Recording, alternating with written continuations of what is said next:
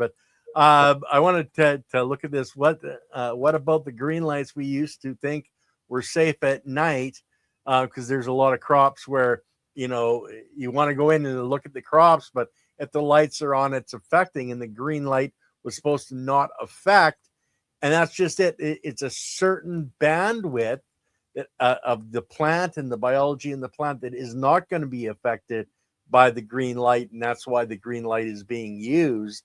But in nature, your plant is getting that green light. It's just not activating certain parts of the plant to do things you don't want to do. The other thing that makes sense.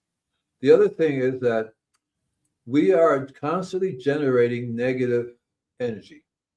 I call it negative energy. Constantly, Wi-Fi, all these other things that we're doing, from nuclear power, right? The electromagnetic field. We have so much things that Mother Nature goes, "What the heck is that? What are you doing?" Right? And then the biology goes, "What the heck is that?" Because we have not evolved to be doing these frequencies, right? These frequencies are very bad for us overall, because one of the things that happen is that we don't get it. Literally blocks us from getting the biology, the energy that we need. And so we have to realize that if you make good compost, decent compost, and then you don't really need the antenna to make it work. But if you use the antenna, what it does is help breaks through the field that you have, that you're surrounded with all this stuff. That's what it does. All these fields break up the energy. So when a cosmic being is shooting through, then you have this field. It's just like, look at the Earth. When the cosmic being hits the Earth, it goes around, right? Majority of it tends to go around. That's what happens when we living in a negative environment. We don't get these beams that come through here because we go whoosh. Some of them will get through. Most of them will go like that.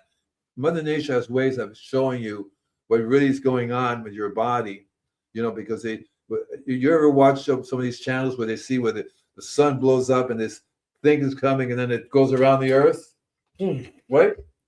Yeah. So we have an electromagnetic field around our body, very similar to the Earth. The Earth is like really big, but we have our own little electromagnetic field. So when our electromagnetic field gets penetrated, because normally it makes things go around, right? Normally we don't make things go around. Normally we right? We absorb it, right? But we have to protect ourselves from Wi-Fi. That's 6. We're up to 6 now, right? There's 5G, 6G, yeah. 6G. These were military developed. They were military grade developed, because not all the frequencies are good for us, right? We're lucky we haven't been bombarded with something that'll kill every life, right? Well, and the thing is that, like, Rick is talking about the electroculture helps in that the extra electrons feed the biology, and the radio frequencies that we deal with. I think that's one of the reasons that electroculture really has come into, the sphere of growing plants, is because it is adding, it's breaking through, it's drawing through the different the negative fields. Yeah. So I don't, we're not trying to say electroculture is bad and you shouldn't be doing it.